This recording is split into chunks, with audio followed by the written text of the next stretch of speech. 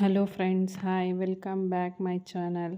ನಾನು ತುಂಬ ದಿನದ ಹಿಂದೆ ಬ್ಲಾಗ್ ಮಾಡ್ತಾ ಇದ್ದೆ. ಆಮೇಲೆ ಸ್ವಲ್ಪ ದಿನ ಅದನ್ನು ಬಿಟ್ಟಿದ್ದೆ. ಇವಾಗ ಮತ್ತೆ ಸ್ಟಾರ್ಟ್ ಮಾಡ್ಕೊಳ್ಳೋಣ ಅಂತ ಮಾಡ್ಕೊಂಡಿದ್ದೀನಿ. ಇವತ್ತು ನನ್ನ ಮೊದಲನೇ ವಿಡಿಯೋ ಆಗಿರುತ್ತೆ ಇದು. ಅಂದರೆ 3 ಇಯರ್ಸ್ ಬ್ಯಾಕ್ ಮಾಡ್ತಾಯಿದ್ದೆ. ಇದು 3 ಇಯರ್ಸ್ ಆದಮೇಲೆ ನಾನು ಸ್ಟಾರ್ಟ್ ಮಾಡಿರೋ ಮೊದಲನೇ ವ್ಲಾಗು. ಇವತ್ತು ಸಂಡೇ ಆಗಿರೋದ್ರಿಂದ ಸ್ವಲ್ಪ ಲೇಟಾಗೆ ಎದ್ದಿದ್ದೀವಿ.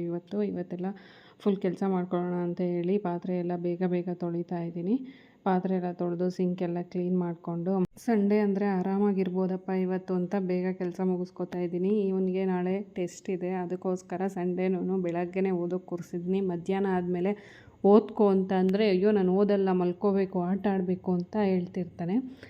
ಇವನು ನನ್ನ ದೊಡ್ಡ ಮಗ ಮೋನಿಶ್ ಅಂತ. ಇವನು ನೋಡಿ ರಸ್ಕು ಇವಾಗ 9:30 10 ಗಂಟೆ ಆಗೈತೆ, ಇವಾಗ ಎದ್ದಿರೋದು.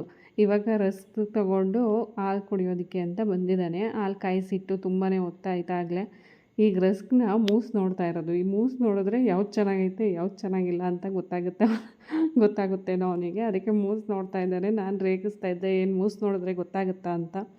ಅದಕ್ಕೆ 9:30 9:45 ಆಗೈತೆ, ನೀನು ಇವಾಗ ಎದ್ದಿದ್ಯಾ ಅಂತ ಅಂದಿದ್ದಕ್ಕೆ ಮುಖ ಮುಚ್ಕೊತಾ ಇದ್ದಾನೆ. ನಾನು ವಿಡಿಯೋ ತೋರಿಸ್ಬೇಡ, ನಂಗೆ ವಿಡಿಯೋ ಮಾಡಬೇಡ ಅಂತ ಹೇಳ್ತಾ ಇದ್ದಾನೆ. ಆದರೂ ಮಾಡ್ಕೊಂಡಿದ್ದೀನಿ. ಏನು ಮಾಡ್ತೀಯ ಇವಾಗ? ಅಲ್ಲು ಉದ್ರೋಗೈತಲ್ಲ, ತೋರಿಸಿ, ಎಲ್ಲೂ ಉದ್ರೋಗೈತೆ.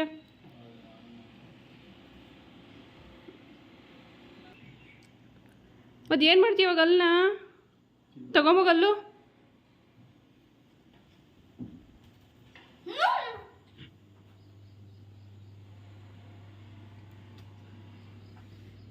ಇದೇನು ಇಷ್ಟು ಐತೆ?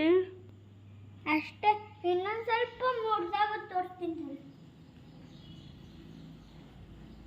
ಇವಾಗ ಅಲ್ಲೂ ಉದ್ರೋಗೈತಲ್ಲ, ಏನು ಮಾಡ್ತೀಯ? ಚಿಕನ್ ಎಲ್ಲ ತಿನ್ನೋಕ್ಕಾಗಲ್ವಲ್ಲ? ಸ್ವಲ್ಪ ಇಲ್ಲಿ ಹಾಂ, ಕಚ್ಕೊಂಡ್ಬಿಟ್ಟು ನುಂಗಂತೀನಿ. ಇಲ್ಲ ಇನ್ಮೇಲೆ ನೀನು ಚಿಕನ್ ಮಟನ್ನೇ ಕೊಡೋಲ್ಲ ನಾವು. ಬೇಡ ಬಿಡು ಡಾಡ, ನಾನು 1000 ಚಿಕನ್ ತಿಂತೀನಿ. ಬೆಳೆಯೋದೇ ಇಲ್ವಲ್ಲ, ಅಲ್ಲೂ ಬೆಳೆಯಲ್ವಲ್ಲ, ಏನು ಮಾಡ್ತೀಯ? ಆಗಿತ್ತಲ್ಲ ಯಾರ್ದು? ಅಲ್ಲ. ಸಂಡೇ ಅಂತಂದರೆ ನಮ್ಮನೇಲಿ ಎಲ್ಲರೂ ಒಂದೊಂದು ಕೆಲಸ ಮಾಡ್ತೀವಿ. ಇವನು ನೆಲ ಒರೆಸೋಕೆ ಬಿಟ್ಬಿಡ್ತೀವಿ, ಹೆಂಗಾದರೂ ಒರೆಸು ಅಂತ. ನಾನೆಲ್ಲ ಶನಿವಾರ ಪೂರ್ತಿಗೆ ನೀಟಾಗಿ ಮಾಡ್ಕೊಂಡಿರ್ತೀನಿ ಕೆಲಸನ.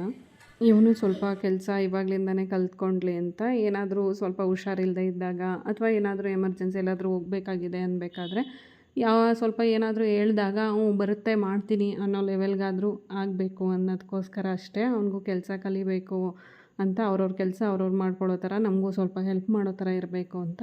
ನಾನು ಹಾಗೆ ದೇವ್ರ ಮನೆ ಎಲ್ಲ ಕ್ಲೀನ್ ಮಾಡಿಕೊಂಡು ಅವನ್ನೆಲ್ಲ ಒರೆಸೋ ಅಷ್ಟರಲ್ಲಿ ದೇವ್ರ ಮನೆ ಎಲ್ಲ ಕ್ಲೀನ್ ಮಾಡಿಕೊಂಡು ಎಲ್ಲ ರೆಡಿ ಮಾಡ್ಕೊಂಡಿರ್ತೀನಿ ದೀಪ ಹಚ್ಚೋದಕ್ಕೆ ಅಂತ. ಇವತ್ತು ಸಂಡೇ ಆಗಿರೋದ್ರಿಂದ ನಮ್ಮ ಮನೆ ದೇವರು ವಾರ ಆಗಿರುತ್ತೆ. ಇವತ್ತು ನಾವು ನಾನ್ ವೆಜ್ ಮಾಡಬೇಕು ಅಂತ ಅಂದ್ಕೊಂಡ್ರು ಸಂಡೇ ಆಗಿರೋದ್ರಿಂದ ನಾವು ಬೇಗನೆ ಪೂಜೆ ಮುಗಿಸಿ ಆಮೇಲೆ ನಾನ್ ವೆಜ್ ಮಾಡ್ಕೊತೀವಿ. ಆದರೆ ಇವತ್ತು ನಾನ್ ವೆಜ್ ತಿನ್ನೋ ಅಂಥ ಮಾಡೋ ಅಂಥ ಪ್ಲ್ಯಾನ್ ಯಾವುದೂ ಇಲ್ಲ.